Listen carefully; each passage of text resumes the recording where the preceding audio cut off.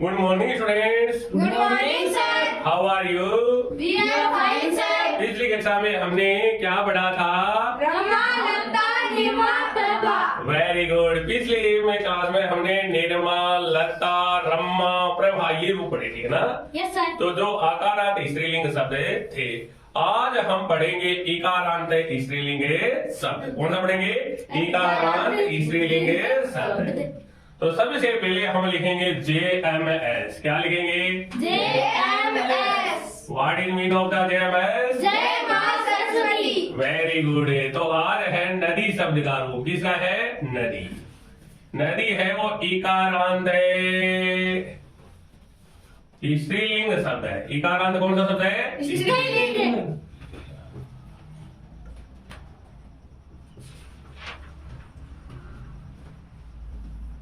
इस साइड में आप लिखोगे विभक्ति ही. क्या लिखोगे?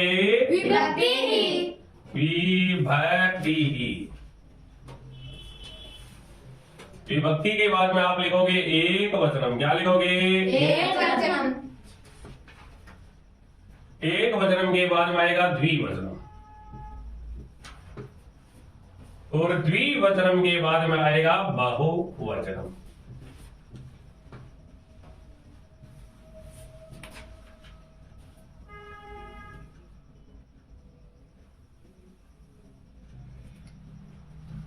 तो सबसे पहले है प्रथमा विभक्ति. प्रथमा विभक्ति में बढ़ेगा नदी, नद्यौ, नद्य है. क्या बढ़ेगा? नदी, नद्यौ, नद्य है. फिर है द्वितीय विभक्ति. द्वितीय में बढ़ेगा नदी में, नद्यौ, नदी ही, नदी ही. इसके बाद में तृतीय विभक्ति.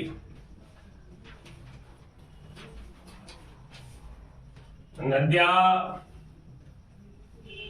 नदीभ्यामे,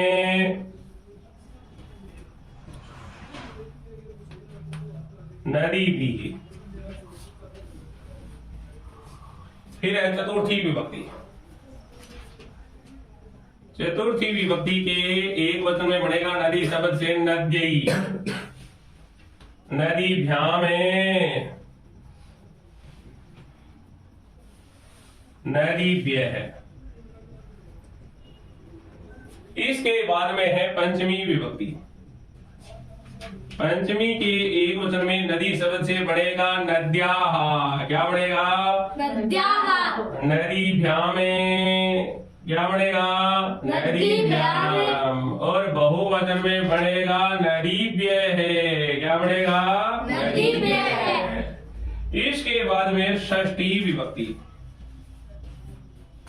षष्ठी विभक्ति के एक वचन में जो हमने पंचमी विभक्ति के एक वचन बढ़ाया था वो सेम टू सेम. अर्थात नद्या, नद्योः,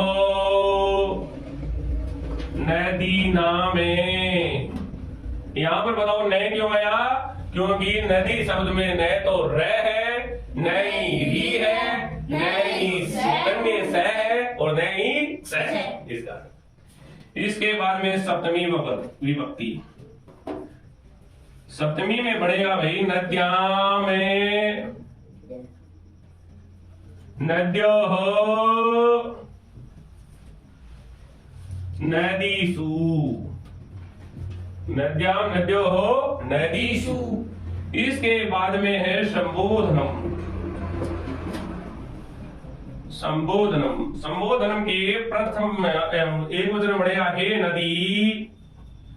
देखो सभी जगह नदी में ई की मात्रा बढ़ी आई है. एक नहीं आई है. यहाँ देखिए, यहाँ पर, यहाँ पर, यहाँ पर, यहाँ पर, यहाँ पर, यहाँ पर, यहाँ पर, यहाँ पर, यहाँ पर. केवल संबोधन के एक वचन में ही ई की मात्रा छूट गई.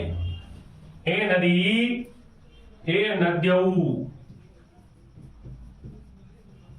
हे नद्य है. बना दो आगे. Yes sir. अब मेरे पीछे पीछे उच्चारण आपको करना है. सबसे पहले हम प्रथम विभक्ति और द्वितीय विभक्ति क्या करेंगे? इसके बाद में तृतीय विभक्ति और है, चतुर्थी, इसके बाद में पंचमी और है, षष्ठी। इसके बाद में सप्तमी और संबोधनम। Are you understanding? Yes sir. तो नदी शब्द के रूप है वो अच्छी तरह से आपको याद होनी चाहिए। कई प्रत्यय आएगा वहां पर भी हम रूप चलाएंगे कि इसके रूप है वो नदी शब्द की तरह चलते हैं, इसके रूप राम शब्द की तरह चलते हैं, इसके रूप रमा शब्द की तरह चलते हैं, तो वो आपको याद होने चाहिए। ठीक है। Yes, तो नदी शब्द के हम उच्चारण करेंगे, पहले मैं करूंगा, मेरे बाद में आप करोगे, ठीक है। Yes sir. बोलो दुनिया चले ना श्री राम के बिना, राम भी चले ना हनुमान के बिना, लंका चले ना हनुमान के बिना, बोलो रावण मरे ना श्री राम के बिना।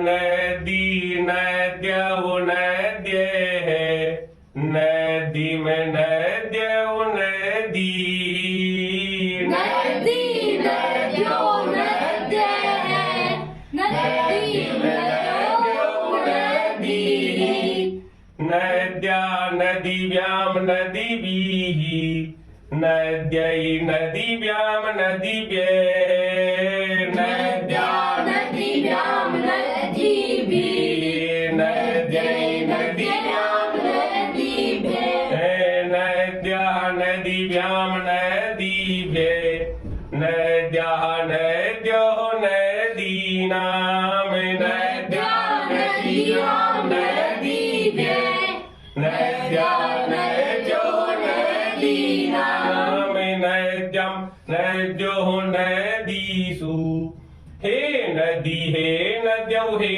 नद्ये, नद्यां नद्यो नदीषु, हे नदी हे नद्यो हे नद्ये। Are you understanding? Yes sir. Any problem?